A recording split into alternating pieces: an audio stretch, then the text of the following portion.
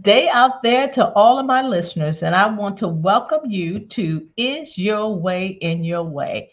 That's the name of the podcast for those new listeners out there. And I'm your host, and my name is Cassandra Crawley Mayo. And for those new listeners, the title of my book is Your Way in Your Way?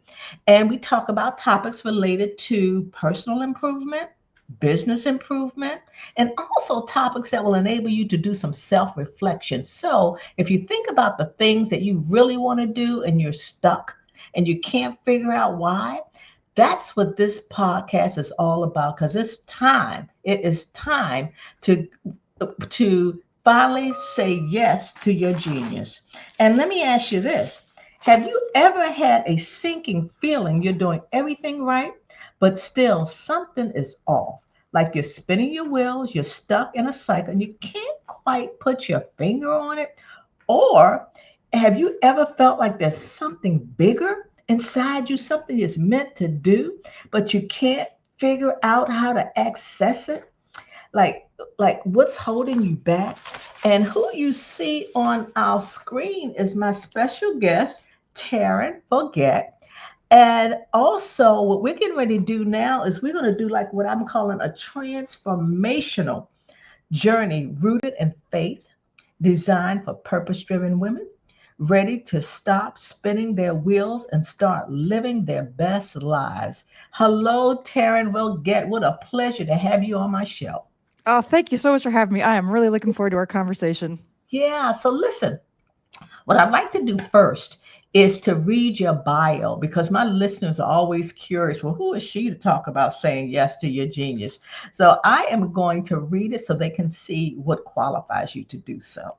Now, Taryn is a strategist. She's a coach and a soul whisperer who helps people unlock the brilliance buried in their subconscious, shift long-held mental patterns, and realign with their deeper purpose. This is going to be so good. With a rare fusion of neuroscience, corporate strategy, intuitive healing, and shamanic wisdom, she guides high performers and seekers alike into profound clarity. As the founder of the Genius Lab, she offers something far beyond therapy or business coaching. She delivers transformation at the intersection of intellect and intuition. If you feel stuck, now let me say it again. If you feel stuck, overwhelmed, or unsure about your next chapter, this episode is your invitation to a breakthrough. Wow, guys, this is going to be good. So what I usually say, if you're sitting down somewhere, write notes. If you're driving, just know that you can replay this, and also know to share it with individuals where you know this will be in their best interest to listen to. And so, Taryn, let me ask you, even though I read what you do, what you're about, what is your backstory before your Genius Lab was created? What was going on with you? So after college, went right into consulting. I worked for a big consulting firm, Accenture, and for a lot of years, I just did these big corporate transformation projects, big global complex transformation projects. And I did that. I started my own consulting firm when I was 28, still doing the same kind of work, just under my own banner.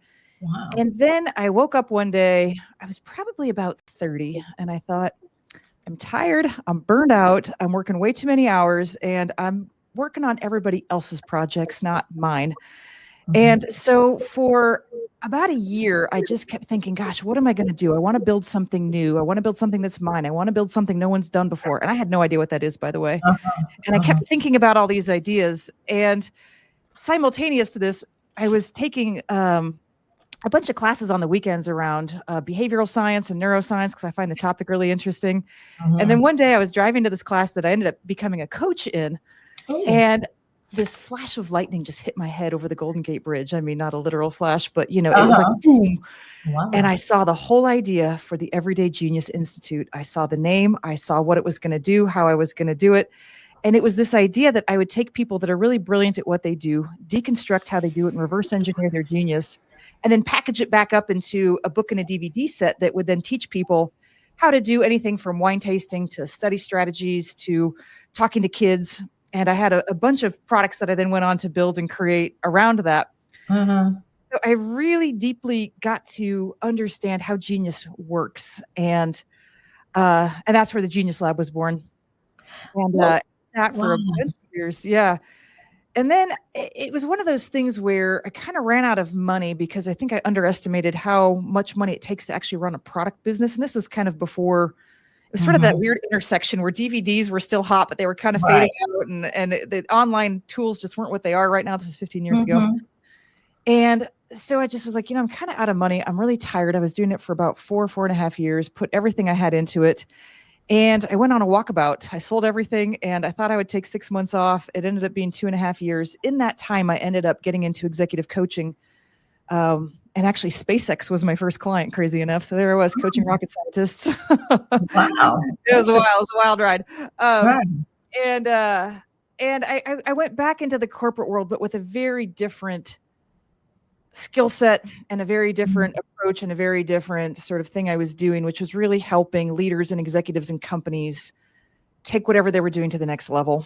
And I did that. And then about a year ago, it just kind of kept knocking at my door. You need to kind of redo Everyday Genius, but do it differently this time. And so I don't want to say I restarted because it never left, but I just sort of have put new energy into Everyday Genius and got my YouTube channel back up. I've done a bunch of videos, got the Genius Lab kind of fired back up in a very cool way. I've actually never offered the Genius Lab to just anybody who wants it, but I made that offering available, and that's been really interesting. And so anyway, so here I am, still doing Genius, but my real passion in the process of all of that, the part I kind of forgot was I went to shaman school. And I went to shaman school because I thought if I could just develop my intuition, I could really deconstruct someone's genius better. That was my thought. What ended up happening was I actually learned how to help people change their limiting beliefs, have deep personal transformation, heal out trauma and wounds that stop people. And so it was a skill set that I brought into executive coaching and I bring into my work. So whenever somebody works with me, they get what's your genius, but also the removal of blocks that are getting in the way. So it really, Now, listen, what is Shaman School? What is that? So if you think about shamans, it was really the name for healers in villages. And every village for a long time had a healer. And it was for physical ailments, mental ailments, spiritual ailments, make it rain, whatever it was, right? They were people that were just fabulous healers. And shamans, I think it's a very broad term for a lot of different kinds of healing modalities, but just call it a healer. And it's actually not called Shaman School. It's called Healing the Light Body. And it's through the Four Winds Society. But it's really about how to create deep transformation using a lot of energetic tools if you know how to tap into that. And so I learned how to do it and then added on my own take on it. And I think my work has gotten much quicker because I've kind of figured out ways to make it deeper and faster. But it's really about helping people create a transformation so that they can step into the next best version of themselves. Right. Now, in the beginning, it sounds like transformation, transforming was a sweet spot for you in the beginning. What was it about transformation that was so intriguing? What's interesting to me about transformation is that I think there's this human desire to always go to the next level, whatever that is. And I just really enjoy the energy of going from wherever someone is or a company is or a team is to the next best thing. And the thing I love about transformation is the energy of excitement. It's like my favorite juicy energy. And often in a transformation, there is excitement to do the next best thing. And I just love that energy and helping, like I said, people, teams, and companies go from that to this excited energy. And I just love that. Oh, wow. Wow. I get that. Let me ask you about, you talked about your excitement and the GPS for your destiny. What is GPS for your what is GPS? What's the acronym for? Yeah. So here's what I've discovered both in the Genius Lab and just working with literally thousands of people at this point is that whenever somebody is doing what excites them. And excitement is a charged word for people. Some people call it passion. Some people call it curiosity. Some people call it interest. But that thing that just kind of is like, ooh, that's cool. When that energy is present, it is a potent energy, because here's what it does. Okay. It creates the momentum to actually do the work, whatever the work is. And it doesn't always have to be a paid job, right? It can be a passion, a hobby, a side hustle, taking care of kids, raising kids. Like it could be anything. It doesn't really matter what it is, whether it gets paid or not, but there's interest, there's curiosity, there's passion. This podcast for you is something that you find interesting. Whenever that energy is present, some really cool things happen. It's a very high vibrational state. If you think about how you feel, excited is like, oh God, that's a good one. Love is a good one. Sad and depressed, that's really bummer. But when you're in that high vibrational energy, a bunch of things happen. Number one, you get better ideas. You're tapped more into the bigger field of ideas. So better things come to you. Number two is greater synchronicities happen, because the universe loves nothing more than to create that kind of energy. So you get more synchronicities when you're in that energy of excitement. And it also, interestingly enough, brings up anything within you that is not that to be transformed. It's kind of like if you were in a dark room and you start shining the light, you start seeing the shadow more. And so that's true within us as well. When we start raising our energy and our vibration, the things that are holding us back or getting in our way become really apparent. And we've kind of got to work through them to then get to the next level. And so it's kind of this complete package. Excitement is kind of a complete package. It's the fuel for greatness. It's the vibrational state for ideas and synchronicities. And it's also the state to create transformation for us to take everything in our life to the next level. And so that is the foundational element of what I call genius. Now, people think genius is this big thing and it's way outside them and they don't have it, but that is actually not true. Einstein, right? Yeah, everybody thinks that. It is not true. I say that, everybody has a genius. We're all in the process of geniusing. At some point, it looks like it is genius.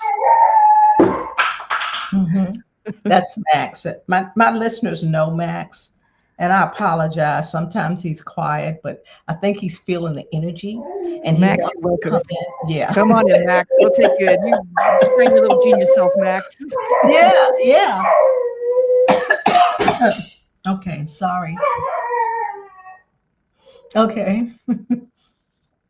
All right. Oh, how distracting. Max has something to say.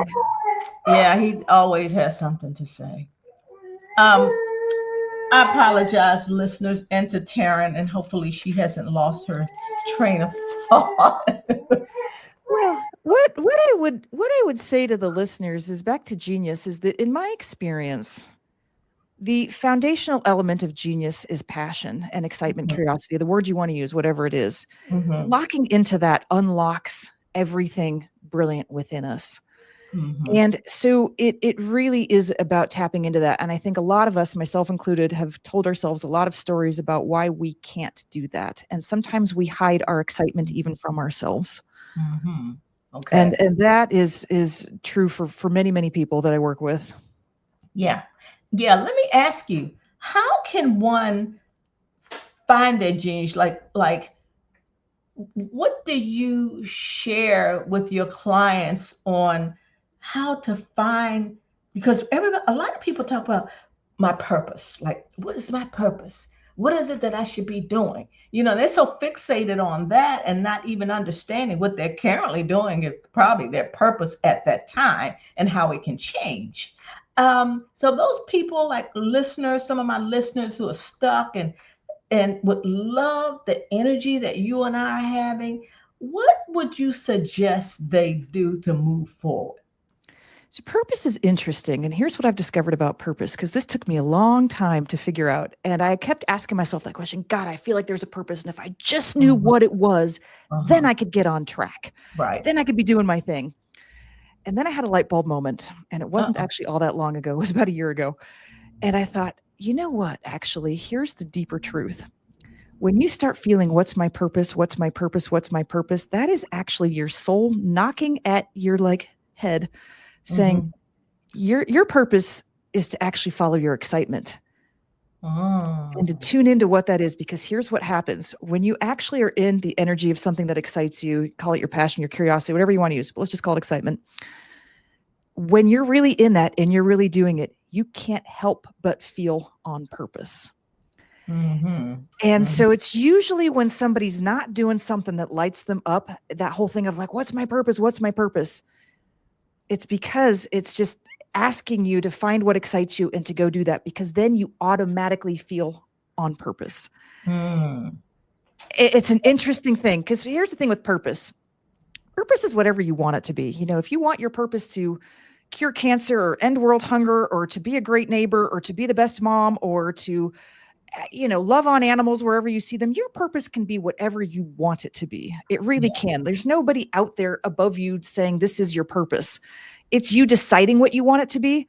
You will feel on purpose when you're doing what excites you, because that is the bigger part of you and your spirit saying, this is kind of what you came here for, is do this thing that lights you up. Like that is your GPS for your life.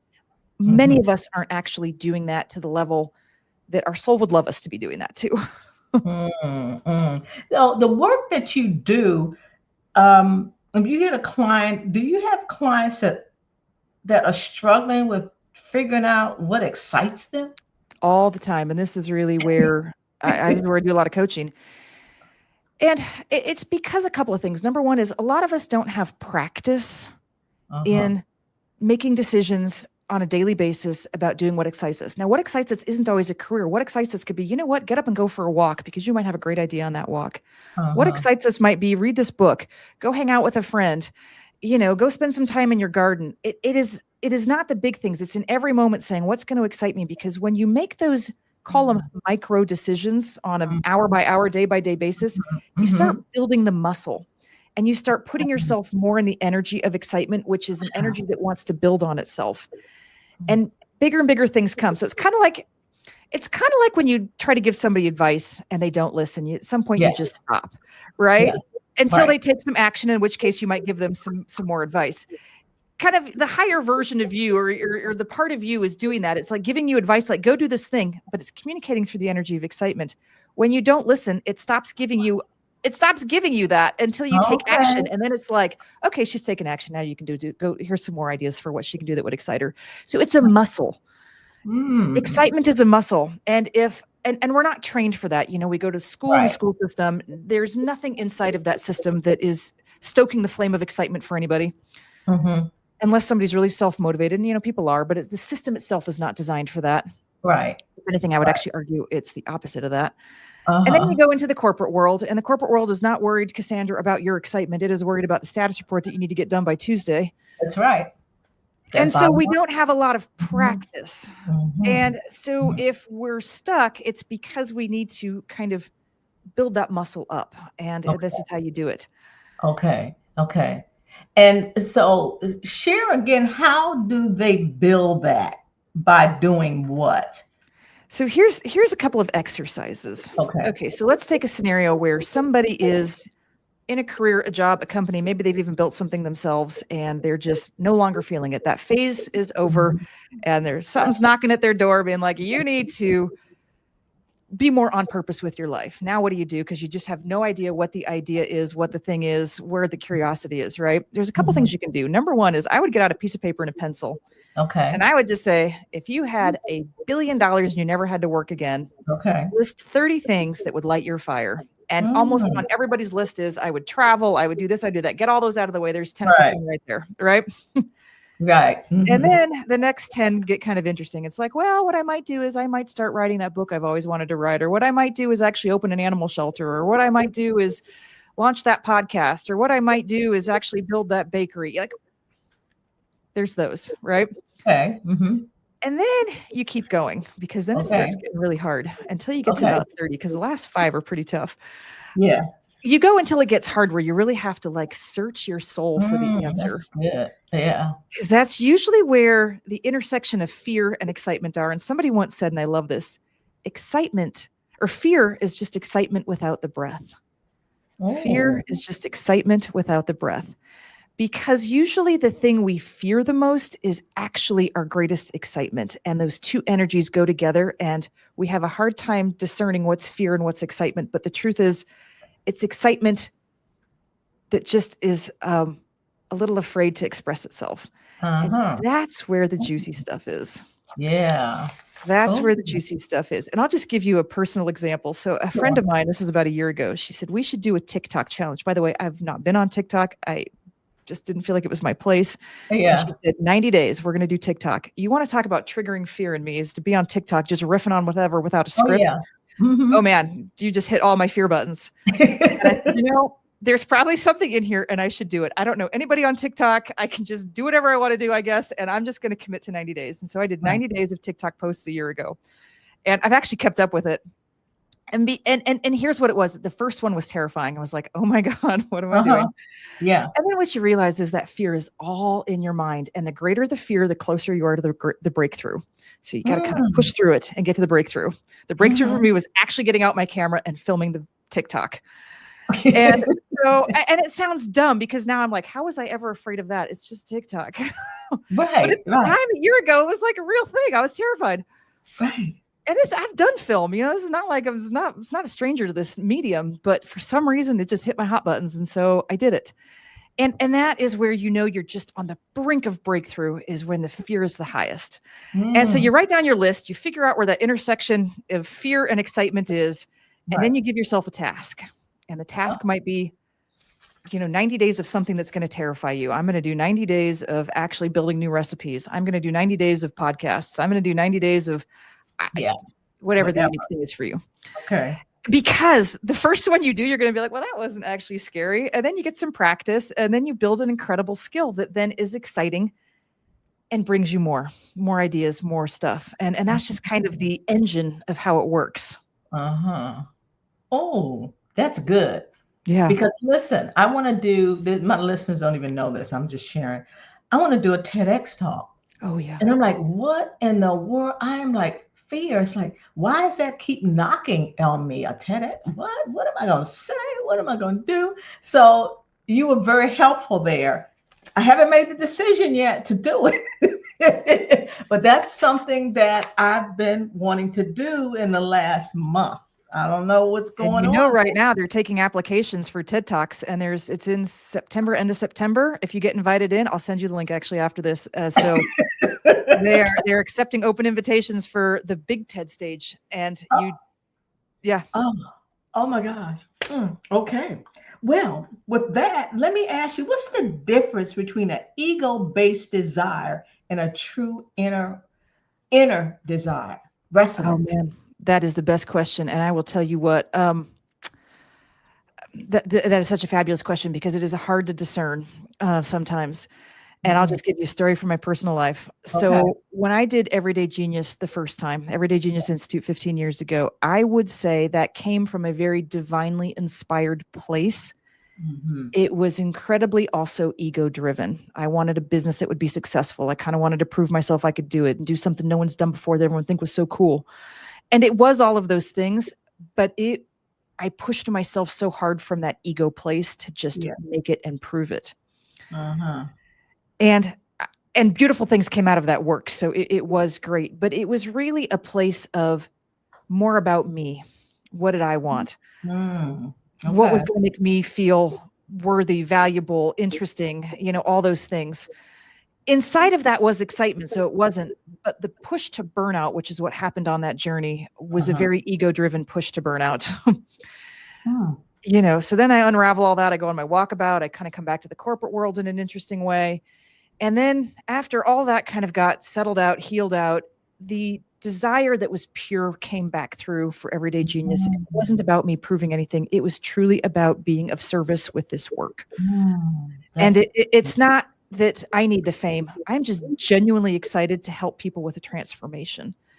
And I because I'm in that energy, it's not a burnout energy. It actually creates more excitement and more fuel. And I can't wait to get up and do it. And then the minute I start to feel overwhelmed, I say, this is not how genius works. Genius and excitement is not meant to make you feel overwhelmed. I stop. And I said, you know what? Stop. You're not meant to feel overwhelmed. Now, it's not that there's not a minute here or there, but it's just in general, the overwhelm is a very clear signal that you got to scale back and think about it differently, maybe get more creative about how you do it, remove some things that are making it too busy, because again, passion and excitement is a beautiful energy. The minute it starts to feel overwhelming is the minute we've stepped over into doing more than we actually need to do. Oh, that is so good. Oh my Mhm. gosh, because I was a burned out queen. Yeah, There- me too. I was right there with you. Yeah. Yeah, yeah. And many of my listeners are. They're just burnt out. They're exhausted. Wow, that's good. That's good. And when I think about the times when I was burned out, I was trying to prove something to others Mhm. that I can do this. So therefore, I had to work harder, work longer hours. And for some of my listeners, I said because I was always the first African American female in all of my leadership roles. And with that, I was like, okay, they think I'm a number, I'm a quota. And I was just, oh no, I'm gonna prove to them. And I was exhausted. So you're right on. Thank you. Thank you. Yeah. Thank you. Yeah. Listeners, did you hear that? And I have walked through this fire. This is not like me sitting here being like, you should do this. I have walked through this fire of burnout probably 3 times in my life, to the point where I was laying on my couch and couldn't get up. I was so exhausted. Mhm. I know what that is. And Yeah. it's taken me a long time to really understand how it's supposed to work and to retrain my brain. Okay. That's good. I love that. Oh my goodness gracious. Okay. Following your passion will also surface your deepest blocks. Okay. So when you move toward what truly lights you up, it's just like the book I wrote, which it took me 12 years to write it. Like starting a podcast, man, was I blocked. I was like, okay, I don't supposed to write this book. What am I going to say? I don't even, what am I going to sound professional? Am I going to sound intelligent? I just, what, why, why does it bring up the most outdated, limited versions of who we think we are? Well, it's kind of what I said earlier. Excitement is a very high vibrational, very light filled energy. You feel light when you're excited. It is a light filled energy. When the light shines bright, it really casts the shadow much more visibly. Mhm.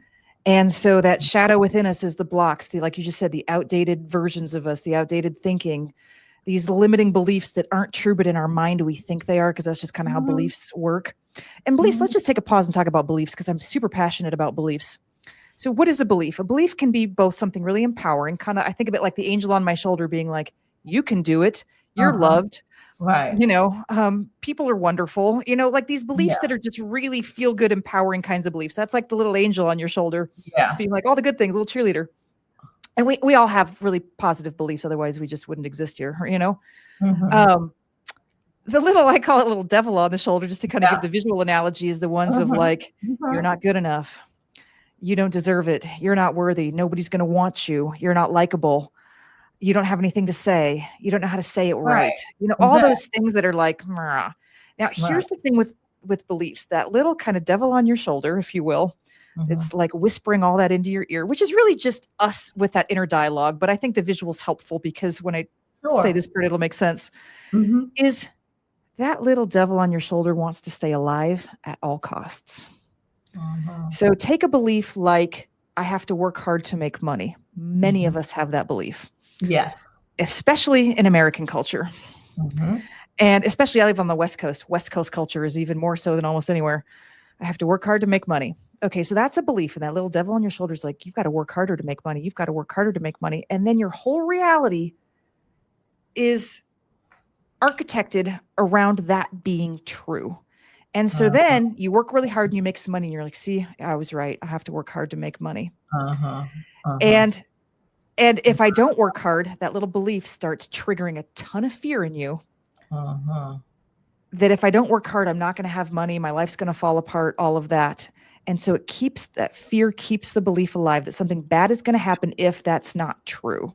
Right. And Right. that's the devil at work, if you will. And I say devil, I say that jokingly, because it's really just a part of us, believing this, right? Right. And so when you can recognize and ask yourself, what would I have to believe to be true in order to feel this thing of fear, that, Mhm. I have to work hard. No one's going to support me. Like there's usually something below I have to work hard. I'm not supported, something like Mhm. that. When you can kind of get in touch by asking, okay, what would I really have to believe to be true to feel this fear that I'm feeling around, not making money or but not being supported or being alive because I'm not working hard. Exactly. When you can really like hear what that is and you can shine a light on that just by seeing it, it often starts to make no sense. You're like, I'm not supported. Well, is that true? I mean, I look around my life and I am supported. Like magical things have happened. People do make sure I'm okay. I've got, resources. I'm creative. Like you realize like it's just not true. And then it just starts to unravel by itself. And so we've all got a lot of these beliefs and many of them aren't true, but that little devil of our shoulder is working hard to make sure that we keep the belief that they are so that little devil can stay alive and with us. Like, I'll stay with you forever as long as you believe this. Right. Right. And I always give that little devil a voice because then it becomes kind of outrageous, right? I want to be with you forever. You can't let me go. I'm going to make you feel really afraid. Oh my God. And as long as you feel afraid, you have to keep me so I can stay with you forever. Right. Like you get kind of like this creepy, weird voice, right? Exactly. So it's pattern. And then when you can unravel it, you realize that it was never true. We just believed it was true and we're too afraid to have any other belief. And every one of them is like that. People don't love me. I mean, think of all of them. If I do this TED talk, I'm going to be laughed at. Nobody's going to think of anything good to say. They're not going to respect me. Like it just endless chatter, right? So when you get really in touch with the fear, what am I really afraid of in giving this TED talk? And I'm just using the example because you mentioned it. Sure.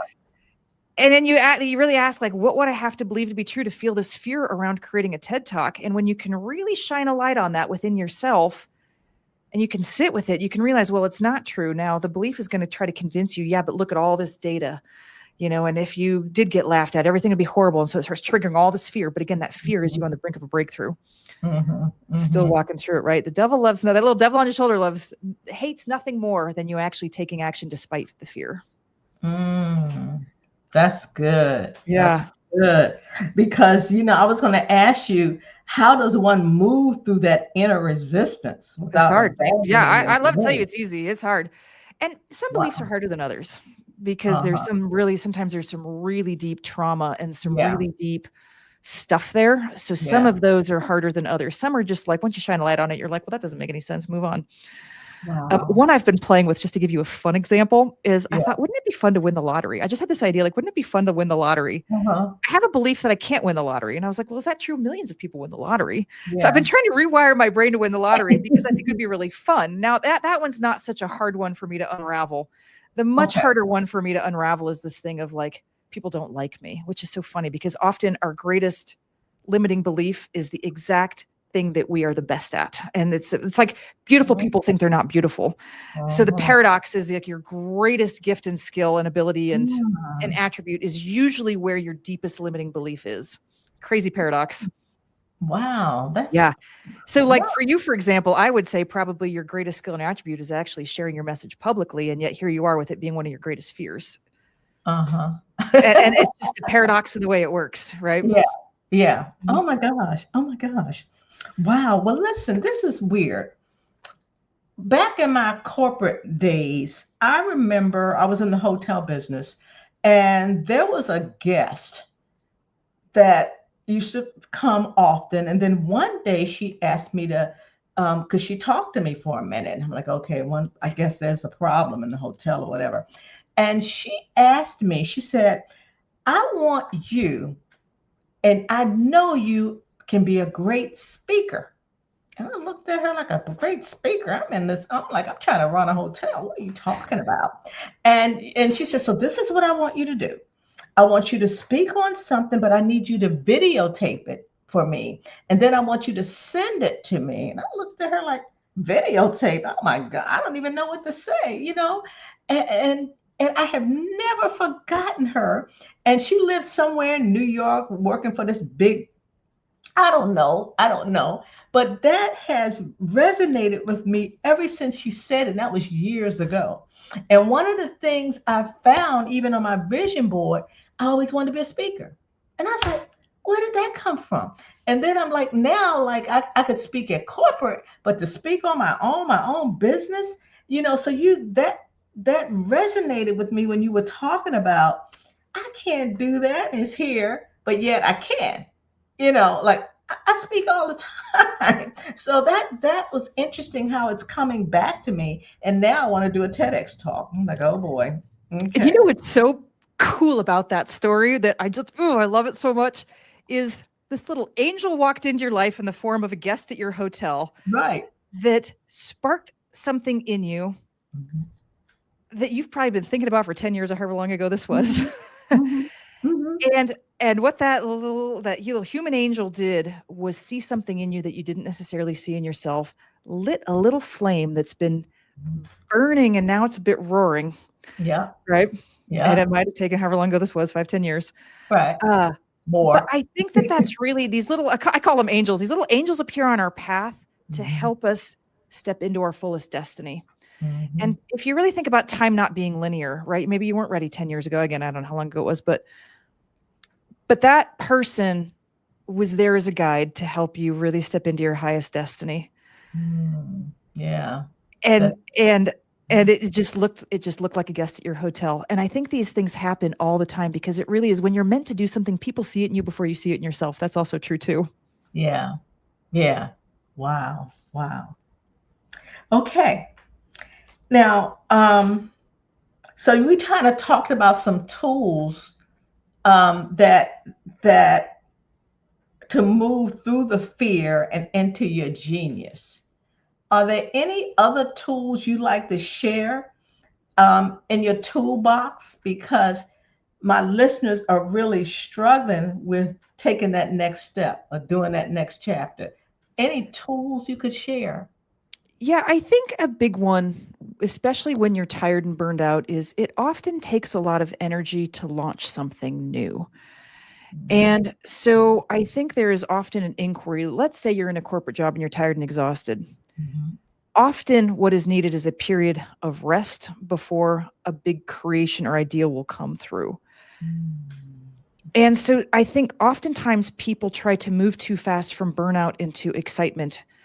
And while that can happen, in my experience, a little bit of rest is needed. And the rest, though, to be productive in the rest. Now, the rest might be, I'm just going to stop doing a bunch of this and create more space in my life.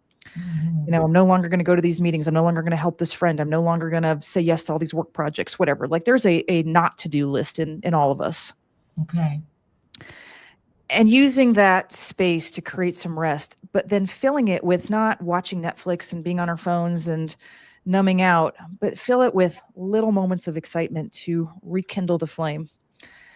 And it feels like that takes a lot of energy, but when it's your excitement, it doesn't. You know, it's like, again, I'm going to read a book today. I'm going to go, hang out with my friends because it's fun. I'm going to go just sit in the park under the sun.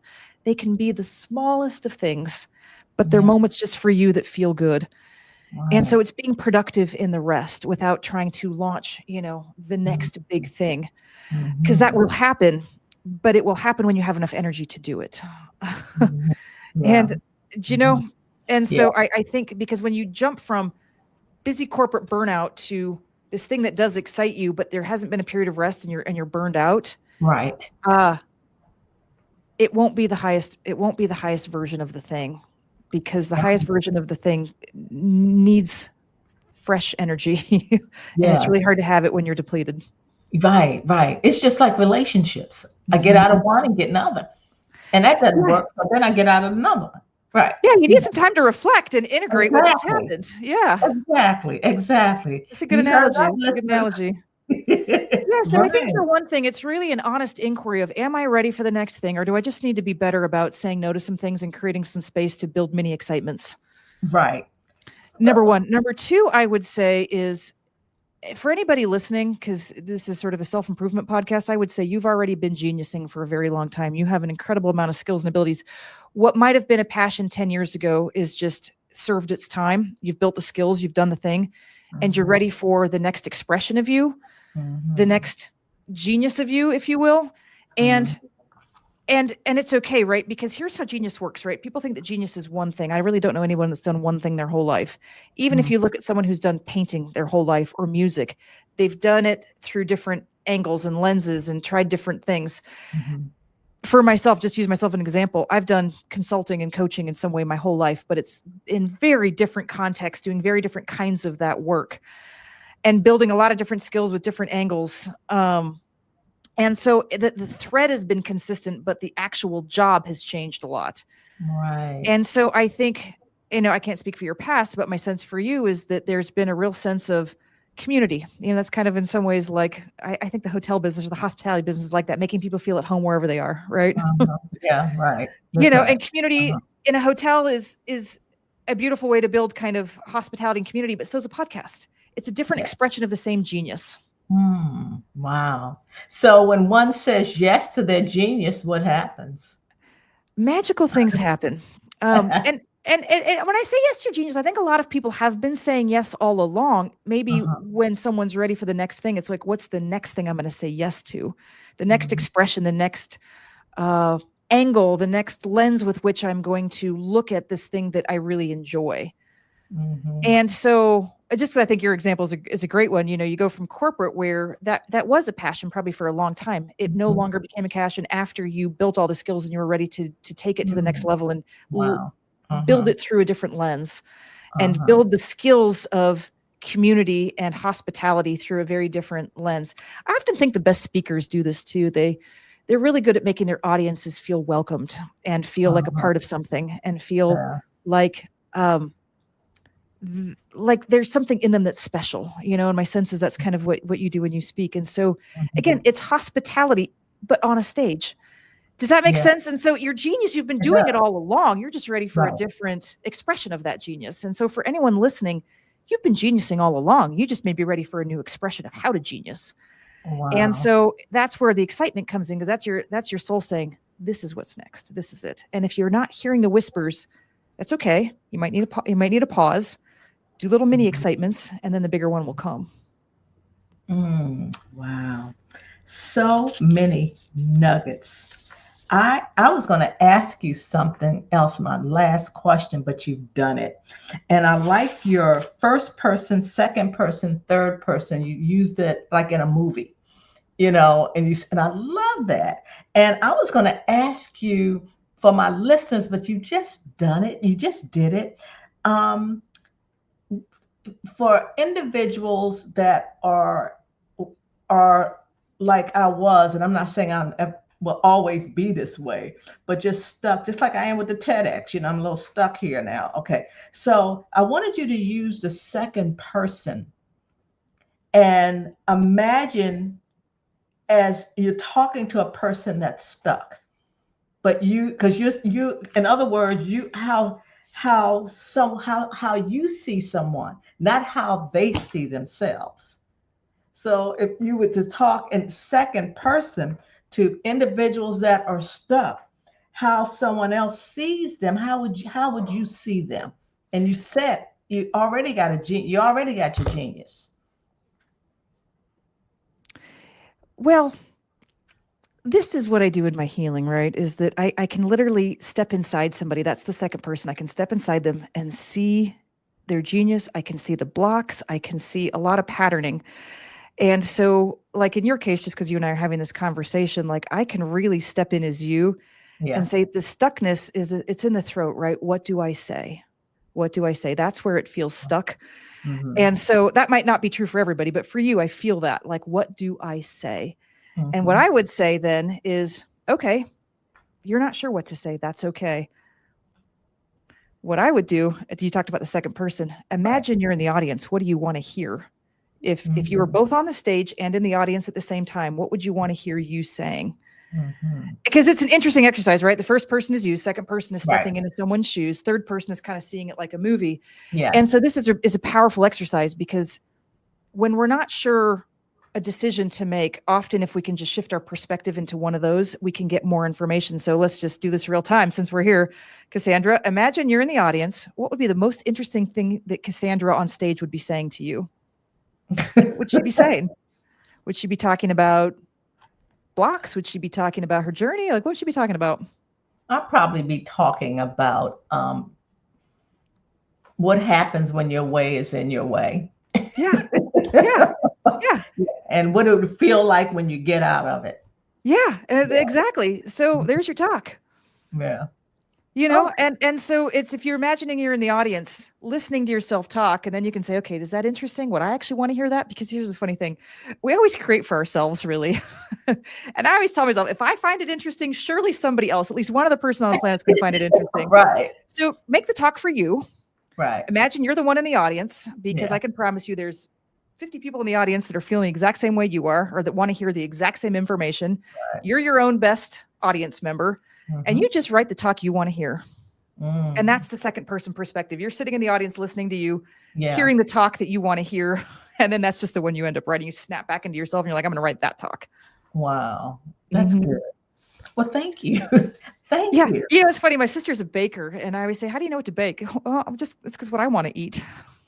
Right. It's like, so she makes the recipe she wants. She doesn't care about everybody else. And of course, because she wants it, they're amazing. Exactly. That's what I do with gifts. I want that gift. I like that gift. So I'm going to give them that. Yeah. So do the same for that. And and for anybody listening, this is a great exercise. If you don't know what to do next, well, what do I want?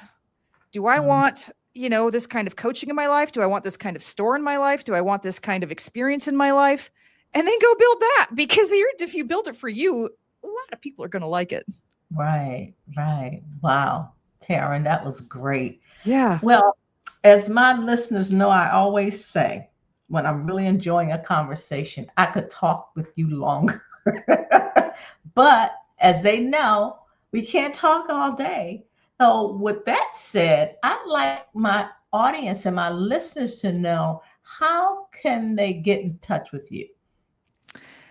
One of the favorite things I do is my newsletter. It's a biweekly newsletter on strategies of genius, motivation, tips around passion and purpose. It's really a fun, feel-good newsletter. So please, it's free. Sign up for my newsletter at tarynvoget.substack.com. It's on Substack, and it's free. And that's the best way to keep in touch with me. And then you can, get to all my other places from there, my YouTube channel. And there's a bunch of great videos on my YouTube channel around this.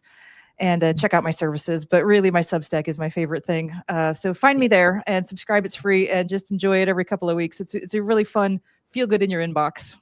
Right. Well, I'm definitely going to subscribe to that. Thank you. Yes. Taryn, thank you so much for all those nuggets. A lot of things you spread, I'm going to call them diamonds. It's like you just sprinkle, which to me, it lights up.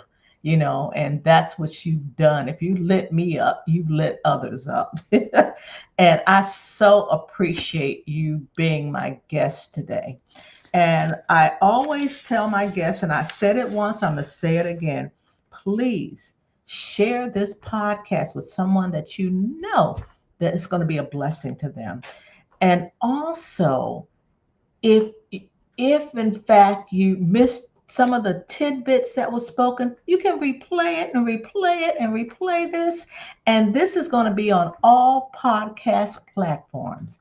So again, Taryn, thank you so much.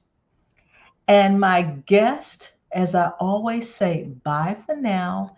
God bless you, and know that I love you. Thanks so much. Thank you for having me. What a wonderful show. Thank you.